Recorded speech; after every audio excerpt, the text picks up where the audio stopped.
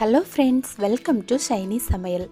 இன்றைக்கி நம்ம சேனலில் சூர மீன் வச்சு ஒரு சூப்பரான மீன் குழம்பு எப்படி பண்ணுறதுன்னு பார்க்கலாம்.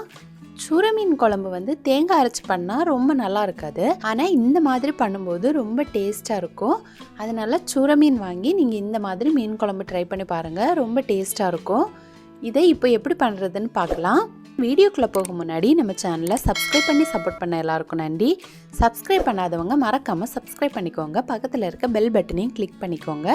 அப்போ தான் நான் அடுத்தடுத்து போடுற வீடியோஸை நீங்கள் தவறாமல் பார்க்க முடியும். சூர மீன் குழம்பு பண்ணுறதுக்காக நான் இன்றைக்கி 1/2 கிலோ சூர மீன் வாங்கியிருக்கேன். அதை கட் பண்ணி நல்லா க்ளீன் பண்ணி ரெடி பண்ணி வச்சுருக்கேன். இப்போ இதை நம்ம மேரினேட் பண்ணி வச்சிடலாம். அப்போ வந்து இன்னும் நல்ல டேஸ்ட்டாக இருக்கும்.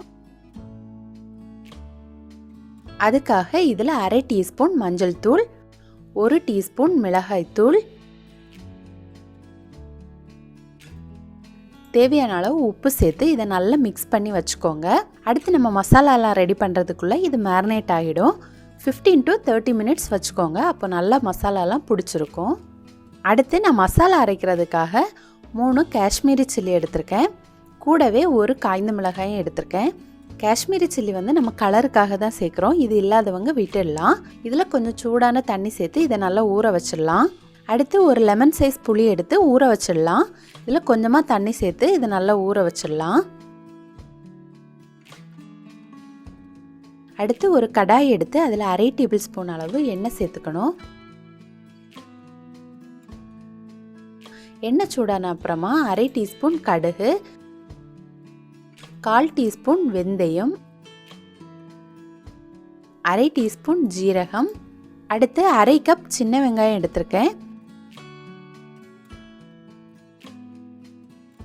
கூடவே ஒரு பெரிய வெங்காயத்தையும் கட் பண்ணி வச்சுருக்கேன், இதையும் சேர்த்துடலாம். கூடவே ஒரு கொத்து கருவேப்பிலை, 3 பச்சை மிளகாயை உடைச்சி சேர்த்துடலாம்.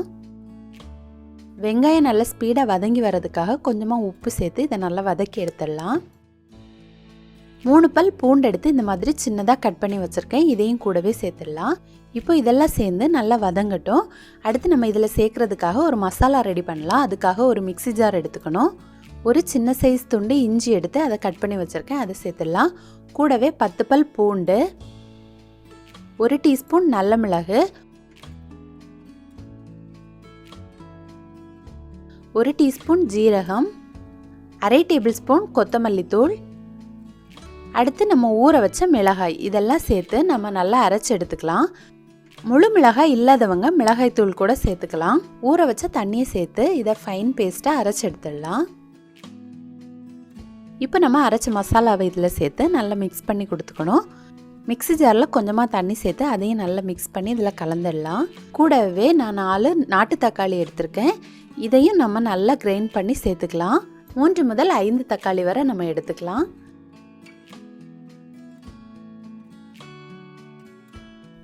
கூடவே இந்த குழம்புக்கு 1/4 டீஸ்பூன் மஞ்சள் தூளும் சேர்த்து இதை நல்லா மிக்ஸ் பண்ணி கொதிக்க விட்டுடலாம். மசாலாவோட பச்சை வாசனை எல்லாம் போய் இது நல்லா திக்காகி வரணும், அந்த அளவுக்கு இதை நம்ம கொதிக்க வைக்கணும்.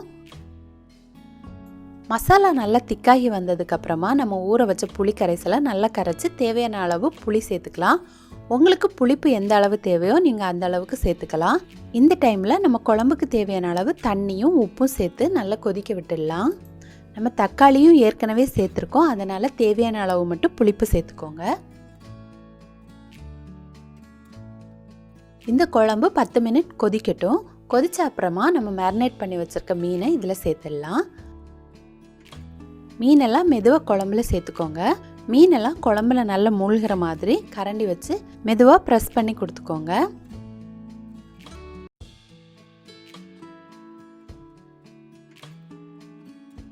இப்போ இது நல்லா கொதித்து இந்த கிரேவி வந்து கொஞ்சம் திக்காகி வரணும், அந்த அளவுக்கு நம்ம கொதிக்க வைக்கணும். இப்போ பாருங்கள், கிரேவியெல்லாம் நல்லாவே திக்காகி வந்திருக்கு. மீன்லேயும் பாருங்கள் மசாலாலாம் நல்லா பிடிச்சி மீனோட கலரே மாறி வந்திருக்கு. கிரேவியும் நல்லா திக்காகி வந்திருக்கு. இந்த டைமில் நம்ம இதை எடுத்துடலாம். கடைசியாக இதில் ஒரு கொத்து கருவேப்பிலையும் சேர்த்து பரிமாறலாம். இது இட்லி, தோசை, சாதம் எல்லாத்துக்குமே ரொம்ப சூப்பராக இருக்கும். இட்லிக்கும் ரொம்ப சூப்பராக இருக்கும், நீங்கள் ட்ரை பண்ணி பாருங்கள். சூர மீனை வந்து நம்ம இந்த மாதிரி வச்சு சாப்பிடும்போது ரொம்ப நல்லாயிருக்கும். அந்த சூர மீனில் இருந்து வர ஸ்மெல்லெல்லாம் இதில் தெரியாது. ரொம்ப சூப்பராக இருக்கும்.